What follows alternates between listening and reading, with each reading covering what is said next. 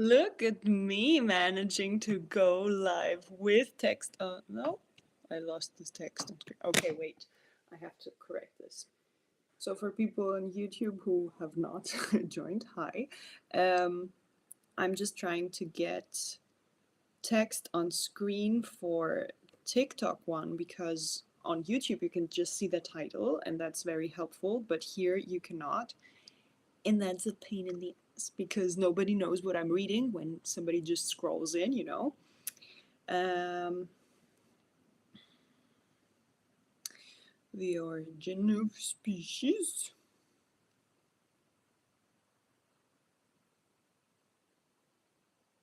Okay, let's see. Let's put you right there. Let's see what that is. Okay, that's fine. Yay! So I'm happy that I managed to come on here a second time this week because I'm pretty excited about this book. I've been growing pretty excited, and I mean it's huge. It's not gonna be that fast, but I'm really excited about keeping on reading, and I just really want to wait for like boyfriend to not be home because I want to be alone and have my space and the possibility to discuss with you guys how this is going, and I'm very excited that we're doing this today. And I'm just gonna keep going right away. So we're reading from the first chapter, the chunk that is called Unconscious Selection, from The Origin of Species from Charles Darwin, obviously. Yes, so, wait. Yes, no, everything's fine. Okay, yay, okay. At the present time, eminent breeders try by methodical selection with a distinct object in view to make a new strain of subbreed superior to anything of the kind in the country. But for our purpose, a form of selection which may be called unconscious and which results from everyone trying to process and breed from the best individual animals is more important. Thus, a man who intends keeping pointers naturally tries to get a good dogs. Get. Thus, a man who intends keeping pointers naturally tries to get as good dogs as he can, and afterwards breeds from his own best dogs. But he has no wish or expectation for permanently altering the breed. That's true. That's actually a thing that happens, or I suspect happens a lot, and he suspected it too, where you really have to. For example, with pugs, I'm sure that people who try to breed pugs were just seeing that they're cute and small, and like this face is like so scrunched up that it looks so nice. But at the same time, if you are breeding a pug, it's not it's not very ethical anymore because you know that this animal is going to be sick. It's not going to be able to breathe correctly and everything. And this has happened with quite a few of the species that have been breeded intentionally, where there is an unconscious breeding part of it because it's not really. I don't believe that anybody was like, well, yes, perfectly, let's breed dogs that are not able to breathe. You know what I mean? So even though they are cute, they are not very healthy animals. Or they probably they're healthy, but the problem is that they're probably just not able to be as long healthy. You know what I mean? Yeah, and that's the part of unconscious breeding. It's not something that people intend to do, but by narrowing down on some individual characteristics, being very specific, it actually creates other characteristics, or um, reinforces other characteristics that are, you know, nobody wants their dogs not to be able to breathe. Yes. Okay, which may be called unconscious. Yes. Nevertheless, we may infer that this process continued during centuries, would improve and modify any breed. Well, improve, but also, even though you're trying to get one characteristic out of the breeding process, you might not get only that. Yes. Um, Yes, nevertheless, we may infer that this process continued during centuries, would improve and modify any breed in the same way as Backwell, Collins, etc., by this very same process, only carried on more methodically, did greatly modify, even during their lifetimes, the forms and qualities of their cattle. Slow and insensible changes of this kind could never be recognized unless actual measurements of careful drawings of the breeds in question have been made long ago, which may serve for comparison. In some cases, however, unchanged or but little changed individuals of the same breed exist in less civilized districts where the breed has been less improved. There is reason to believe that King Charles Spaniels, oh, I know a King Charles Spaniel, they're so cute. But I want to know what he says about it. There is reason to believe that King Charles Spaniels has that King Charles Spaniel has been unconsciously modified to a large extent since the time of that monarch. Some highly competent authorities are convinced that the setter is directly derived from the Spaniel and has probably been slowly altered from it. It is known that the English pointer has been greatly changed within the last century, and in this case, the change has, it is believed, been chiefly affected by crosses with the foxhound. But what concerns us is that the change has been effected unconsciously and gradually, and yet so effectually that though the old Spanish pointer certainly came from Spain, Mr. Borrow has not seen, as I am informed by him, any native dog in Spain like our pointer. That doesn't mean that it doesn't originate from there, I mean, I don't know. Okay. Well, by a similar process of selection and by carefully training, English race horses have come to surpass in fleetness and size the parent Arabs, so that the latter, by the regulations of the Godwood, something popped up that somebody's inviting me to co-host, and that happened the last time as well, but I don't know what that means. So, yes. Parent Arabs, yes. Okay, let's begin at the beginning of the sentence, by a similar process of selection and by careful training, English racehorses have come to surpass in fleetness and size the parent Arabs, so that the latter, by the regulations for the Goodwood races, are favored in the weights which they carry. So that the jockeys can be bigger, or what do you mean? Races are favored in the weights which they carry. Yeah, probably. Lord Spencer and others have shown how the cattle of England have increased in weight and in early maturity, early maturity. Hello everyone. So nice to see you. Hi. Okay, so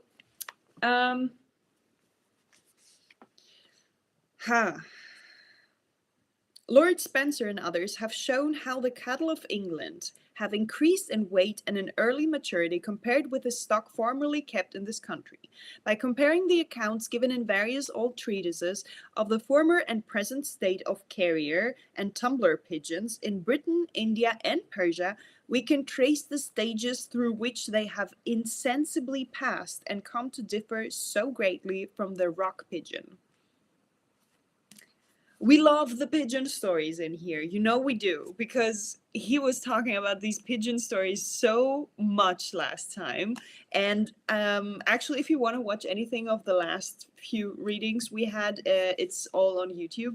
So you can go there, and on my channel, you can see all the entire recording of the live, because I'm doing it parallelly. Yeah. Yeah. And last time he was talking a lot about the pigeons and everything, and he was very excited about the pigeons. And like he was not very excited. I was very excited. I was very excited because he was talking about the pigeons and like pigeon clubs and whatever. And I was like, who the f knows so much about pigeons? This is incredible. Darwin does. I mean, he is a bird guy, obviously. You know, the finches and all, but at the same time, I mean, come on. I didn't even know there were so many different species of pigeons, so many different types of pigeons. Yes, rock pigeon, yes. What gives an excellent illustration of the effects of a course of selection which may be considered as unconscious insofar that the breeders could never have expected or even wished to produce the result which ensued, namely the production of the distinct strains? The two flocks of leeches, why wouldn't they? Why? Well, I mean, it's okay. They don't have to want to, but still, why wouldn't they? Yes. Or even wished to produce the result which ensued, namely the production of distinct strains. The two flocks of Leicester,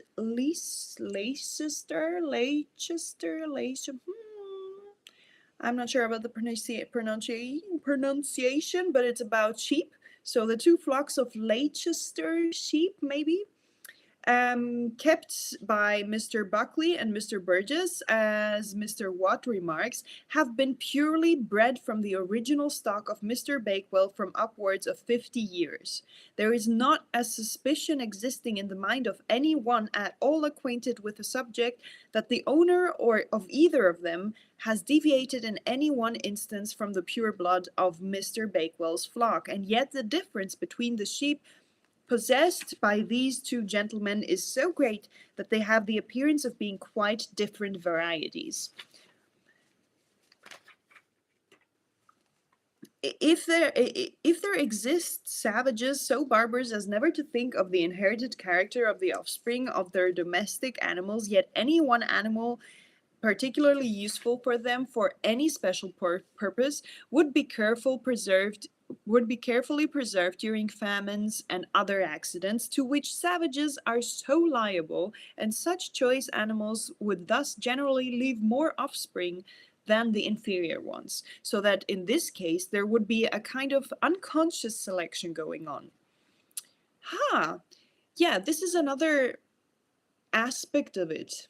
You know, it's not just the unconscious of me trying to achieve this one characteristic of like a cute face for a pug, for example, but it's also this, well, others died and then we still had some kind of selection because the ones that survived and were able to have offspring were the ones that are gonna be the entirety of the genetic pool. And this also obviously cinches it in a bit. In plants, the same gradual process of improvement through the occasional preservation of the best individuals, whether or not sufficiently distinct to be ranked at their first appearance as distinct varieties, and whether or not two or more species or races have become blended together by crossing, may plainly be recognized in the increased size and beauty which we now see in the varieties of the heartsease, rose, pelargonium, dahlia, and other plants, when compared with the older varieties or with their parent stocks. No one would ever expect to get a first-rate heartsease or dahlia from the seed of a wild plant. No one would ever expect to raise the first-rate melting pear of the seed from the seed of a wild pear, though he might succeed from a poor seedling growing wild if it had come from a garden stock. The pear, though cultivated in classical times, appears from Pliny's description to have been a fruit of very inferior quality. I need to discuss something with you. So, this has nothing to do with this, but saying that the pears have wait, to have been a fruit of very inferior quality. I have feelings about this because I feel like pears and apples and bananas are not fruit. And I'm not saying that as a biologist because I understand that they are fruit, duh, but they're not fruit, they are food. You know what I mean? I feel like so I feel like bananas, apples and pears are like something that you eat because you want to not be hungry anymore, while other fruits like, I don't know, grapes or melons or I don't know, peaches are something that you eat because you want the sweet taste of a fruit and you want to. And I'm not saying that apples or pears or bananas are not sweet, but they are food. Nobody understands me. And also, I'm talking here as a biologist reading Darwin, and then I'm saying something that has nothing to do with biology. And this is, yeah. Well, the pear, though cultivated in classical times, appears from Pliny's description to have been a fruit of very inferior quality. Sure, I have seen great surprise expressed in horticultural works at the wonderful skill of gardeners in having produced such splendid results from such poor materials, but the art has been simple and, as far as the final result is concerned, has been followed almost unconsciously. It has consisted in always cultivating the best known variety, showing its seeds, and when a slightly better variety chanced to appear, selecting it, and so onwards. But the gardeners of the classical period who cultivated the best pears which they could procure, never thought that splendid fruit we should eat. What splendid fruit we should eat? I mean, pears and splendid fruit, but it's fine. It's fine.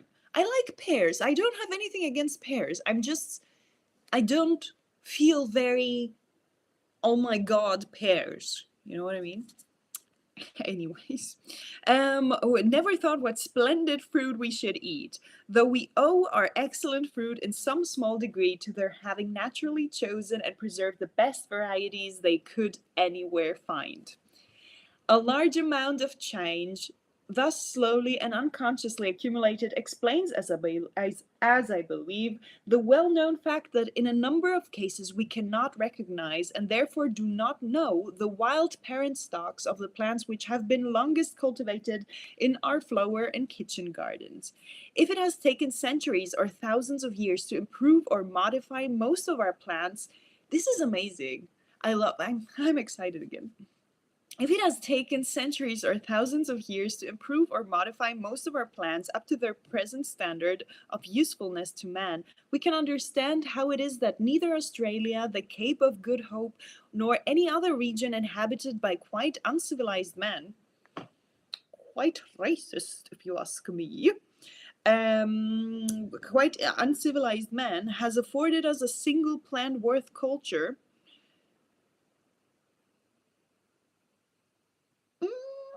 It is not that these countries, so rich in species, do not by a strange chance possess the aboriginal stocks of any useful plants, but that the native plants have not been improved by continued selection up to a standard of perfection comparable with what acquired by the plants in countries anciently civilized. I have feelings about this, and I don't want to discuss them because this is not the point of this. Oh my god.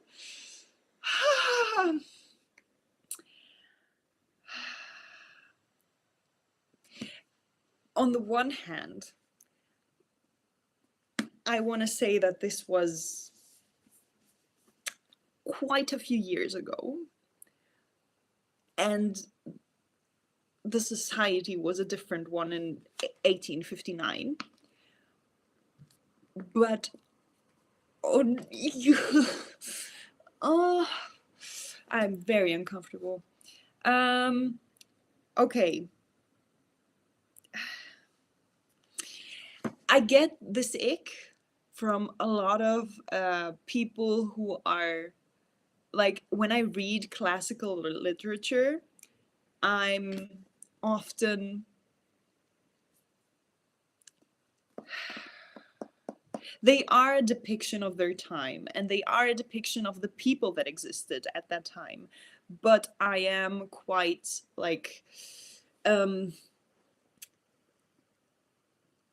I do get the ick from it. I do get the ick from literature where I can see how racist and sexist the entire system was and how normal it was for people in positions as Darwin's, for example, to be of that opinion and be able to write an entire book like this is the most normal thing of the world. But I understand that we are probably now doing exactly the same thing and not realizing or not realizing yet.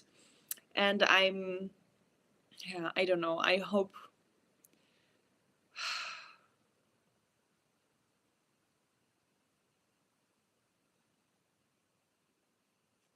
I mean, it is what it is. It is what it is. I want to read this book. I'm going to read this book. He doesn't make any money off of it because. So it's fine, I guess. But, I mean, every time I read something like that, I'm a bit like, "Ugh, I don't like this." Okay.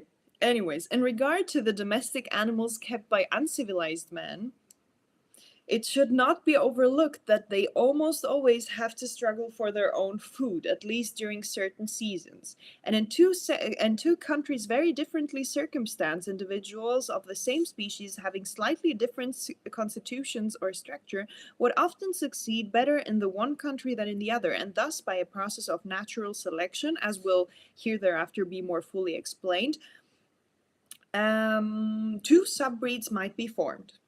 Makes sense. This perhaps partly explains why the varieties kept by savages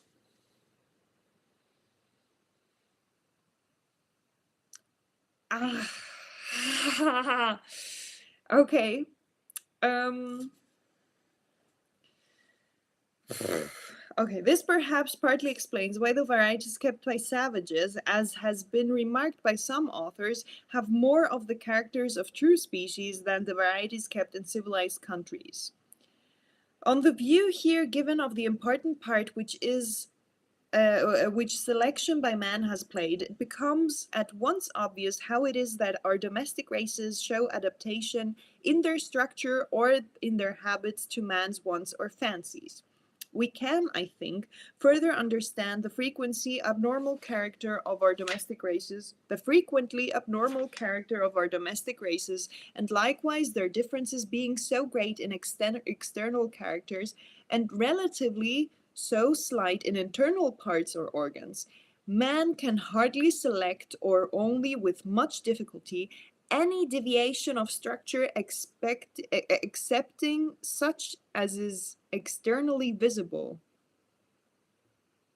Yes, obviously.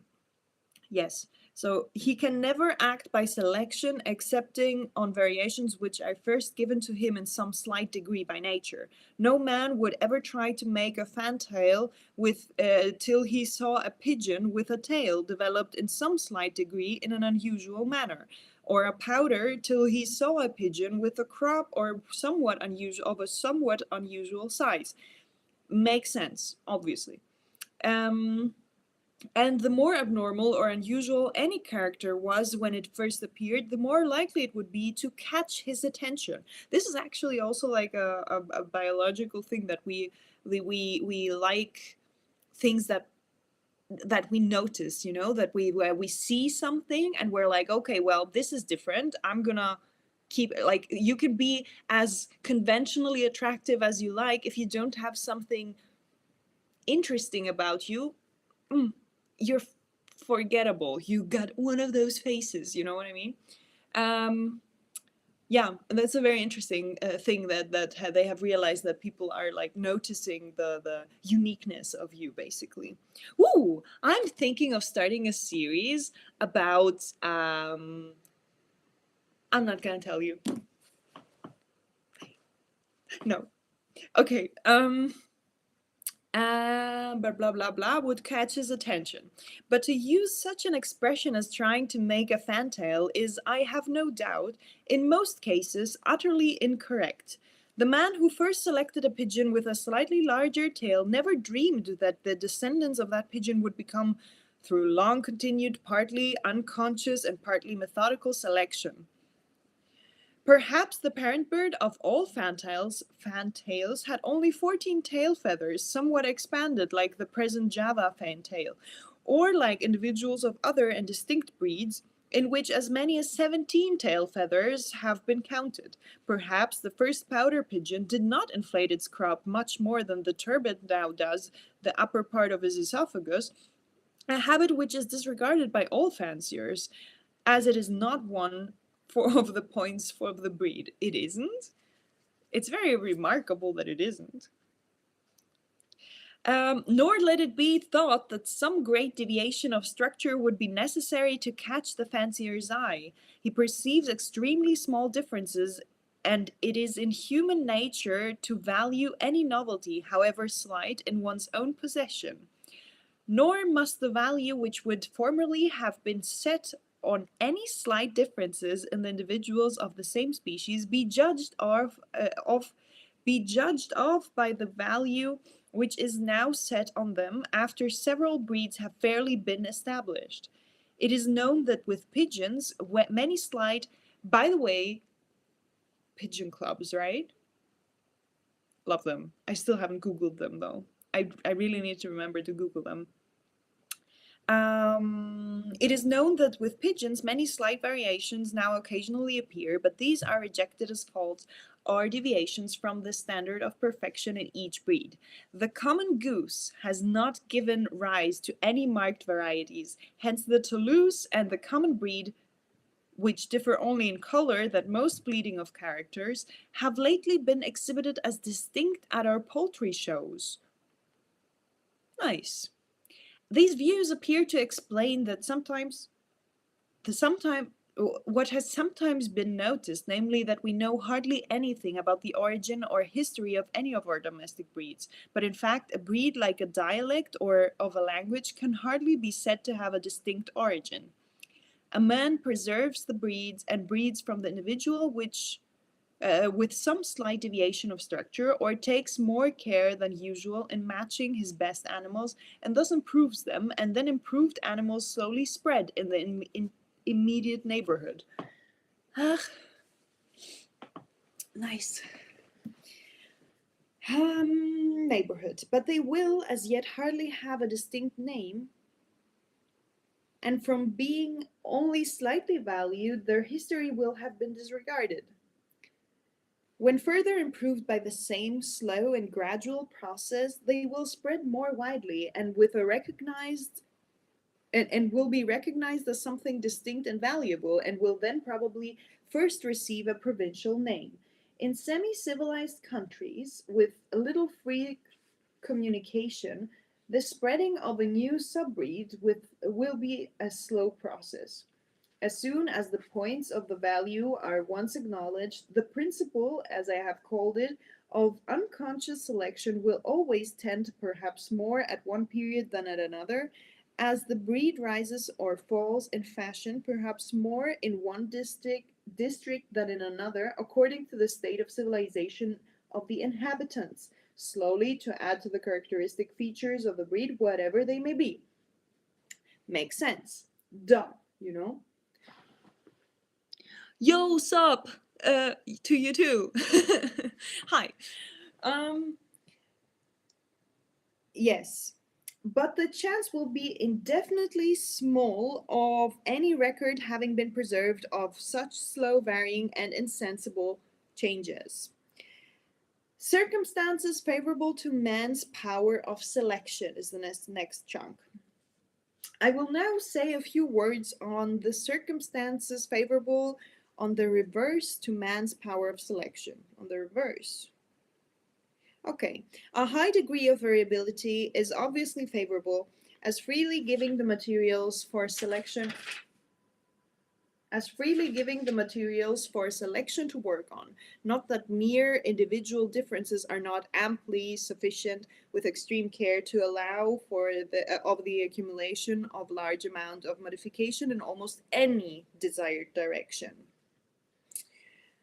But as variations manifestly useful or pleasing to man appear only occasionally, the chance of their appearance will be much increased by a large number of individuals being kept. Duh. Hence, number is of the highest importance for success. On this principle, Marshall formerly remarked with respect to the sheep of part of Yorkshire, as they generally belong to poor people and are mostly in small lots, they never can be improved. On the other hand, nurserymen from keeping large stocks of the same plant are generally far more successful than amateurs in raising new and valuable varieties. But it makes sense. Like, duh, Like, obviously, if you have more, then the possibility of creating or getting by chance some variation that you like more than others is going to be higher than if you have just a few, and the breeding is not very possible, and the genetic pool has probably been the same for a few generations as well, so makes sense. Where was that? A large number of individuals of an animal or plant can be reared only where the conditions of its propagation are favorable. When the individuals are scanty and will be allowed to breed, whatever their quality may be, and this will effectually prevent selection. But probably the most important element is that the animal or plant should be so highly valued by man that the closest attention is paid to even the slightest deviation in its qualities or structure. Unless such attention be paid, nothing can be effected. I have seen it gravely remarked that it was most fortunate that the strawberries began to vary just when gardeners began to attend to this plant. No doubt the strawberry had always varied since it has been cultivated, but the slight varieties have been neglected. As soon, however, as gardeners picked out individual plants with slightly larger, earlier, or better fruit, and raised seedlings from them, then again picked out the best seedling and bred from them, then with some aid by crossing distinct species, those many admirable varieties of the strawberry were raised which have appeared during the last half century. It must have been so amazing to exist at a time where actually he was able to now well, we are able to see that as well, but we're just not paying as much attention anymore because we just know that selection happens and breeding happens and everything. Yeah. Um, with animals, facility in preventing crosses is an important element in the formation of new races, at least in a country which is already stocked with other races. In this respect, enclosure of the land plays a part. Wandering savages or the inhabitants of open plains rarely possess more than one breed of the same species. Pigeons can be mated for life, and this is a great convenience to the fancier, for thus many races can be improved and kept true, though mingled in the same aviary, and this circumstance must have been largely favored in the formation of new breeds. Pigeons, I may add, can be propagated in great numbers and at very quick rate, and inferior birds may be freely rejected. Inferior birds. I mean, I understand. Inferior birds, where was I?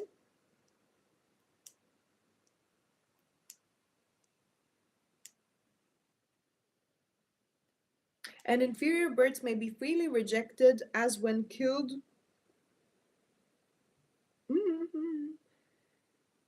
Uh, um, as when killed, they serve for food.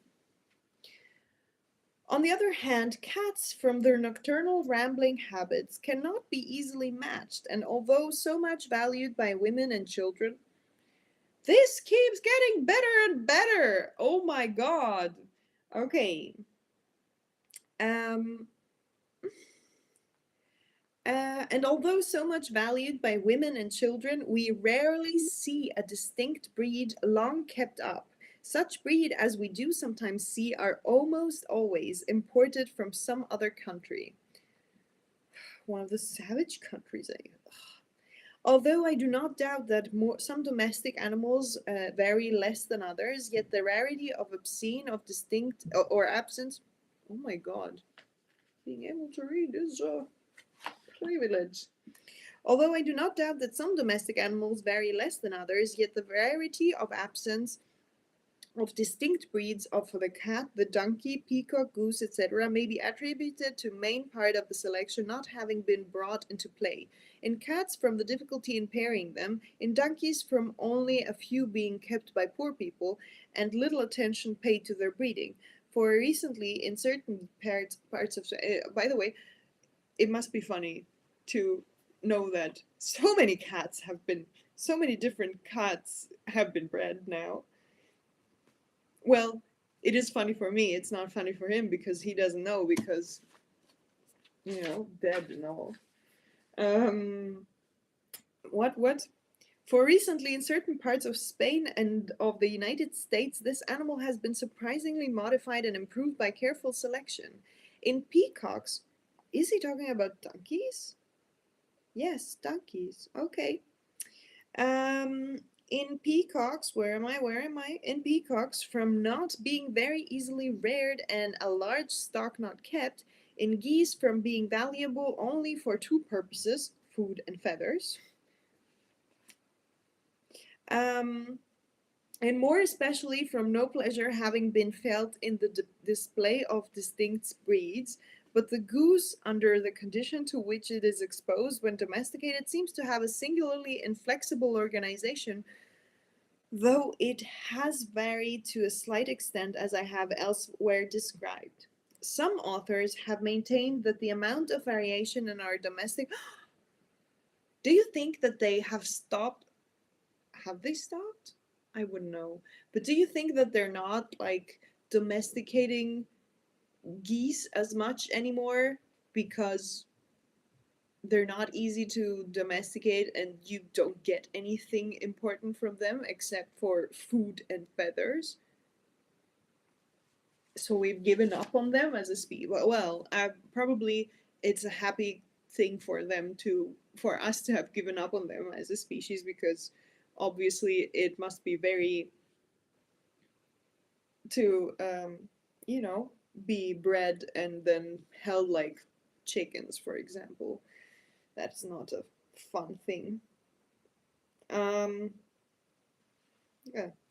Well, some authors have maintained that the amount of variation in our domestic production is soon reached and can never afterward be exceeded. Well, haha. It would be somewhat rash to assert that the limit has been attained by any one case. For almost all our animals and plants have been greatly improved in many ways within a recent period, and this implies variation. It would be equally rash to assert that characters now increased to their utmost limit could not, after remaining fixed for many centuries, again vary under new conditions of life. No doubt, as Mr. Wallace has remarked with much truth, a limit will be at last reached. For instance, there must be a limit to the fleetness of any terrestrial animal, as this will be determined by the friction to be overcome, the weight of the body to be carried, and the power of the contraction in the muscular fibers. But what concerns us is that the domestic varieties of the same species differ from each other in almost every character which man has attended to and selected, more than do the distinct species of the same genera. Isidore Geoffroy St. Hilaire has proved this in regard to size and to it. And so it is with color and probably with the length of hair. With respect to fleetness, In which species?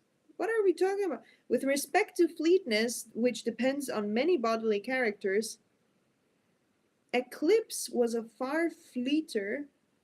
Who's Eclipse?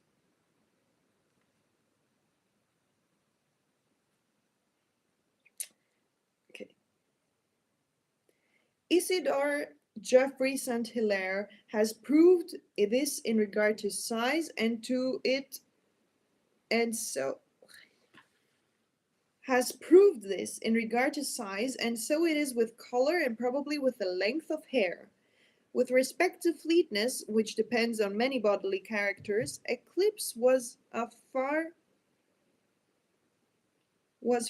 fleeter, and a day horse is comparably stronger than any two natural species belonging to the same genus. So with plants, the seeds of the different varieties of the bean or maize probably differ more in size than do the seeds of the distinct species in any one genus in the same two families. Duh.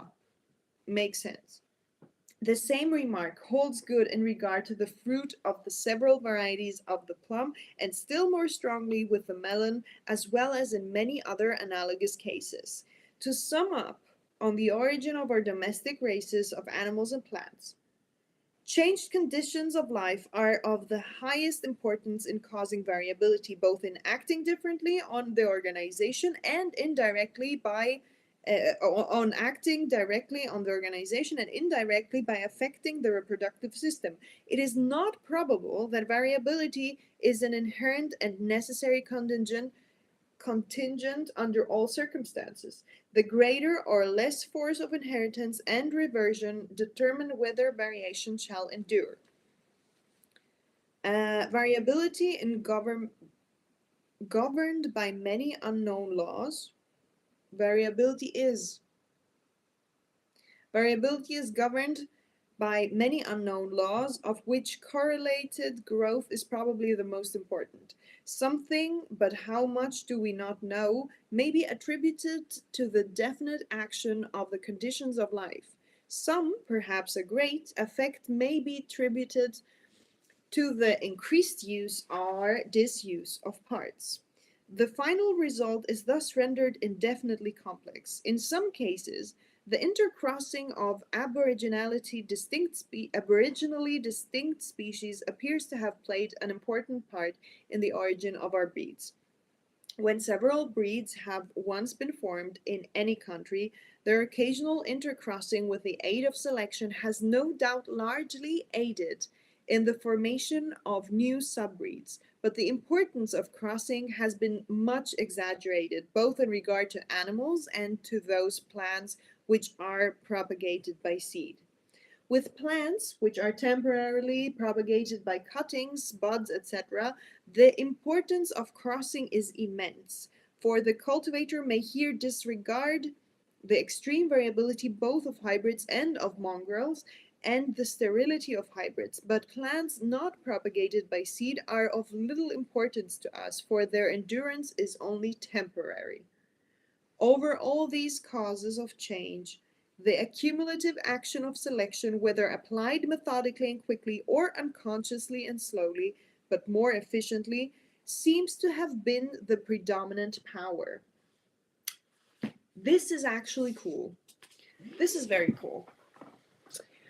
What you reading? I'm reading, or I'm stopping now actually, I'm sorry, because we finished the first chapter of The Origin of Species from Charles Darwin. And this is a very, like, I'm a biologist and I really want to be, Charles Darwin and in general, the findings that have been made based on his work have played a very big role in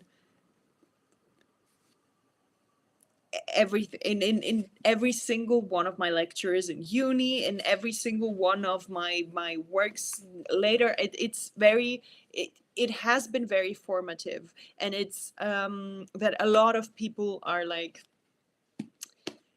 very influenced by this work. So I wanted to read it at some point. I've had it in my shelf for years and I decided to read it. And now we finished chapter 1 and we're going to stop here. And next time, which I hope is going to be sometime next week, which is it fiction? No, it's not. It's not fiction.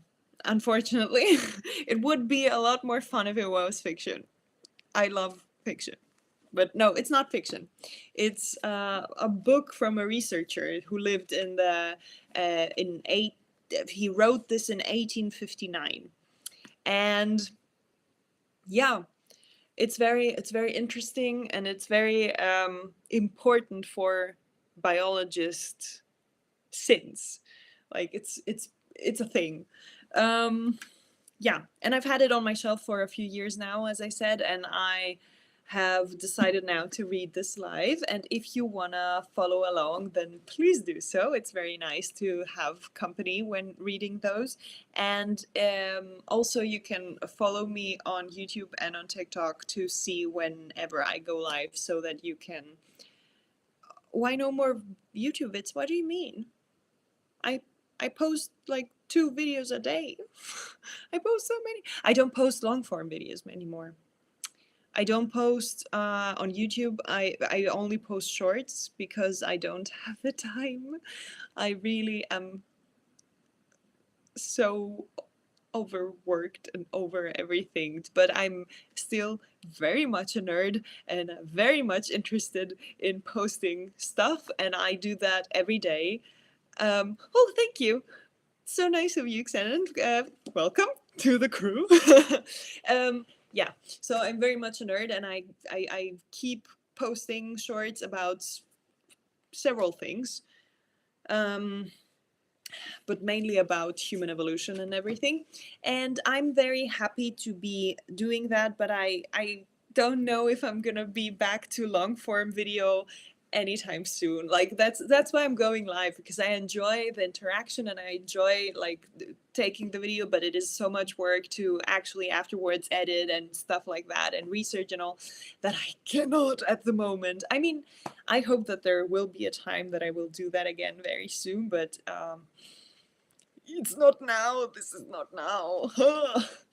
Yay. So next time, I hope in 2-3 days or something, we're gonna start with chapter number 2 from The Origin of Species.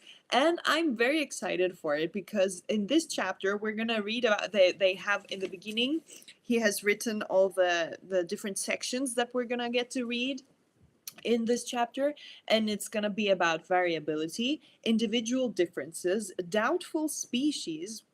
What does he mean by that? Wide-ranging, much diffused and common species vary most. Okay. Species of the large genera in each country vary more frequently than the species of the smaller genera, which we already touched on this time, right? Yeah, we did. Many of the species of the larger genera resemble varieties in being very closely but unequally related to each other and in having restricted ranges. Those are the things that we're going to learn next time while reading this book. Yeah, I'm looking forward to it. I was having so much fun the past few times that I hope that I can up the frequency a bit, but you know, it very much depends on when I'm home alone and have the time. Maybe follow me so we can see each other again soon, and I'm very happy to have spent this time with you today. Thank you so much for joining. Let me see how we close this.